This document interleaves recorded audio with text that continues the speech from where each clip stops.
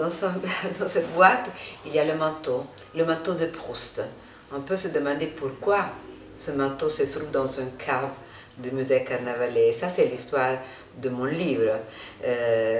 Moi, je commence mon livre par ce manteau et à travers l'histoire de quand ce manteau s'est arrivé dans les caves du musée Carnavalet, je raconte toute une histoire de famille. Je crois une histoire qui se peut passer dans chaque famille et aussi l'histoire de Proust et d'un monsieur extraordinaire qui s'appelait Jacques Guérin. Il est mort à presque 100 ans dans les années 2000 et il a tout vendu. Il a tout vendu, c'était une énorme collection, c'était extraordinaire. Mais quand il était jeune, il avait presque 20 ans, il a eu la chance de connaître le médecin Robert Proust parce qu'il il était opéré d'appendicite. Et quand il est allé, comme d'habitude à l'époque, à payer le médecin chez lui avenue Hoche à Paris, il a eu la chance d'avoir entre les mains les cahiers où Proust avait écrit dans les nuits toute la recherche. Et dans ce moment, il avait 20 ans, mais je crois qu'il était déjà un petit collectionneur. Il est devenu amoureux de Proust et à travers des choses extrêmement bizarres, il a compris à la mort du médecin, à la mort de Robert Proust, que toutes ces choses extrêmement importantes, des papiers, des lettres, des brouillons, des épreuves, etc., étaient en train d'être brûlées par la belle-sœur de Proust. Dans ce moment-là, il commence son obsession, il devait absolument sauver toutes les choses qui étaient appartenues à Proust et que sa belle-sœur voulait détruire, on dira pourquoi après, et à la fin on arrive à sauver aussi le manteau. Il aimait Proust, mais il a protégé aussi des grands artistes comme Violette Leduc et Jean Genet.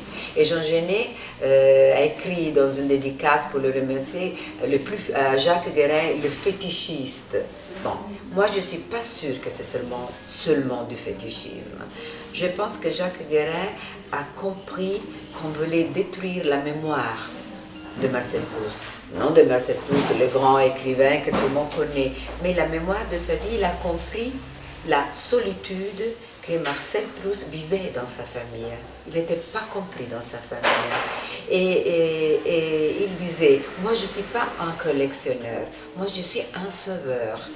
Et alors il a pensé de sauver les choses les plus importantes, comme je vous dis, les épreuves, les ébrouillons, mais aussi les menus objets de la vie quotidienne de Proust.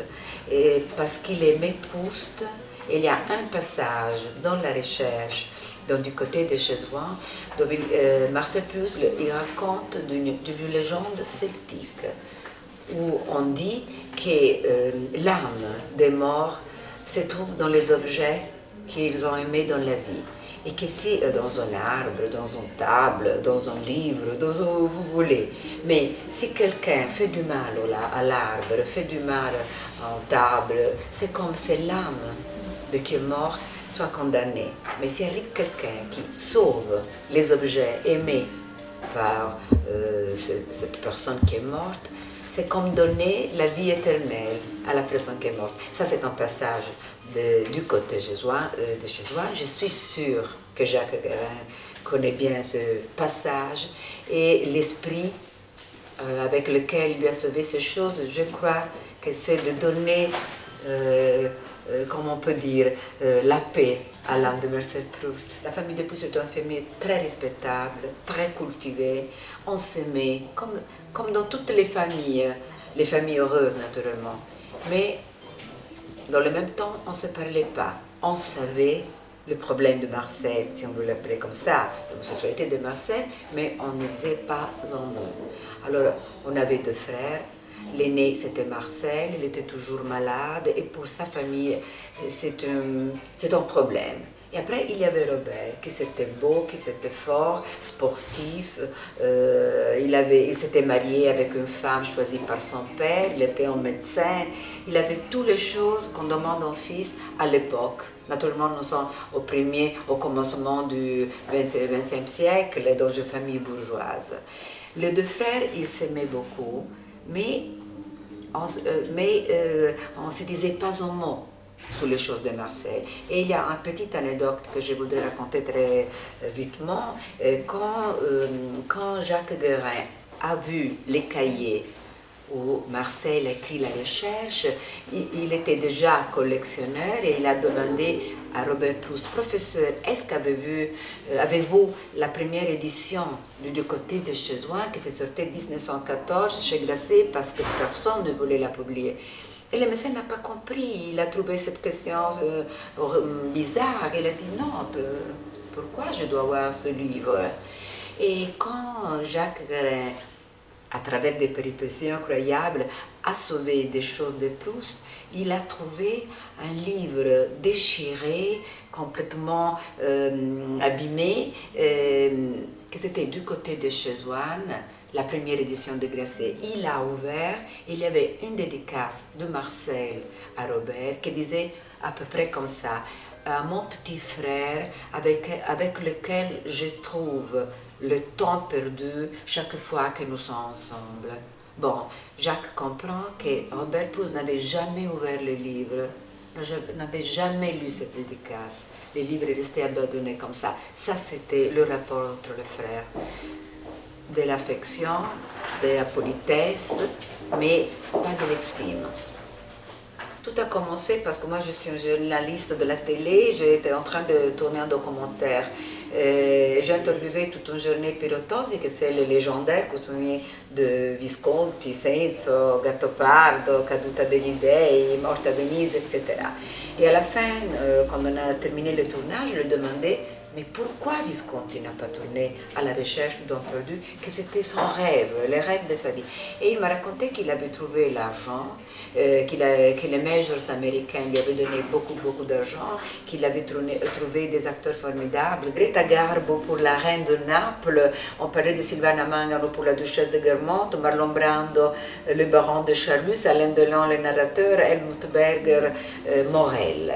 Il était ravi et il a dit à Pirottosi, écoute, tu dois aller à Paris pour faire les repérages. Et alors Pirottosi il est venu dans les années 70 et il a interviewé plusieurs personnes, mais il ne trouvait jamais quelqu'un qui pouvait lui dire quelque chose de vraiment intéressant. Et à la fin, quelqu'un lui a dit, écoute, tu dois aller chez ce monsieur.